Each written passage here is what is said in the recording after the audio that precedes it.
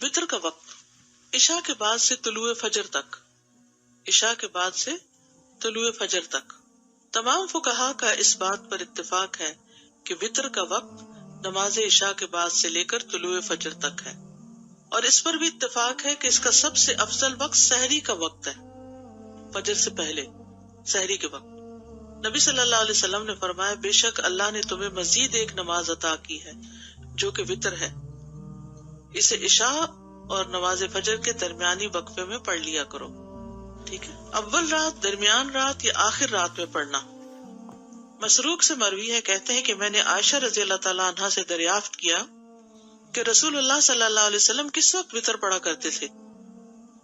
انہوں نے کہا، آپ صلی اللہ علیہ وسلم نے سبھی اوقات میں وطر پڑھے، رات کے شروع میں، اس کے درمیان میں اور اس کے آخر میں بھی، لیکن آخری زندگی میں آپ صلی اللہ علیہ وسلم کے وطر سحری کے وقت ہونے لگے تھے، اسی سے پھر سحری کا وقت جو ہے وہ زیادہ افضل ہے فجر سے پہلے۔ ابو سعید سے روایت ہے کہ نبی صلی اللہ علیہ وسلم نے فرمایا، تم صبح کرنے سے پہلے پہلے وطر پڑھ لیا کرو۔ ابن عمر سے روایت ہے کہ نبی صلی اللہ علیہ وسلم نے فرمایا، جب فجر طلوع ہو جائے تو تہجد اور وطر کا سارا وقت ختم ہو جاتا ہے، اور لہٰذا فجر کے طلوع ہونے سے پہلے وطر پڑھ لیا کرو، یہ اس کا اصل وقت ہے، یعنی فجر طلوع ہونے سے پہلے۔ فجر طلوع ہونے کے بعد کیا شروع ہو جاتا ہے؟ فجر، وطر کا افضل وقت۔ جابر رضی اللہ عنہ سے روایت ہے، انہوں نے کہا، میں نے نبی صلی اللہ علیہ وسلم سے سنا، آپ فرما رہے تھے، تم میں سے جسے یہ خدشہ ہو کہ وہ رات کے آخر میں نہیں اٹھ سکے گا تو وہ وطر پڑھ لے، پھر سو جائے، اور جسے رات کو اٹھ جانے کا یقین ہو وہ رات کے آخر میں وطر پڑھے، کیونکہ رات کے آخری حصے میں قرات کے وقت حاضری دی جاتی ہے اور یہ افضل ہے۔ ابو قتادہ سے مروی ہے کہ نبی صلی اللہ علیہ وسلم نے ابو بکر رضی اللہ عنہ سے پوچھا، تم وطر کس وقت پڑھتے ہو؟ انہوں نے کہا، میں وطر رات کے اول حصے میں پڑھتا ہوں۔ اور عمر رضی اللہ عنہ سے پوچھا کہ تم وطر کس وقت پڑھتے ہو؟ انہوں نے کہا کہ میں رات کے آخری حصے میں پڑھتا ہوں۔ ٹھیک ہے، ابو بکر کب پڑھتے تھے؟ اول حصے میں، اور عمر آخری حصے میں۔ آپ نے ابو بکر کے متعلق فرمایا، اس نے احتیاط کو اختیار کیا ہے کہ کہیں قضا نہ ہو جائے، پڑھ کے سو۔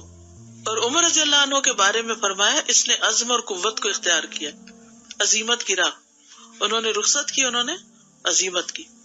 جسے رات سوئے رہنے کا خدشہ ہو وہ سونے سے پہلے وطر پڑھ لے۔ یہ سب سوال آپ لوگ کرتے رہتے ہیں کہ وطر کب پڑھیں، اگر نیند آ گئی تو پھر کیا ہوگا، تو پھر پہلے پڑھ لیں۔ ہر شخص کو اپنا زیادہ پتا ہوتا ہے نا۔ ابو درداء بیان کرتے ہیں، میرے خلیل نے مجھے 3 باتوں کی وصیت فرمائی تھی، میں انہیں کسی صورت نہیں چھوڑتا۔ مجھے وصیت فرمائی کہ ہر مہینے 3 دن کے روزے رکھوں، وطر پڑھ کر سویا کروں، اور دعا کے نفل پڑھوں سفر اور حضر میں۔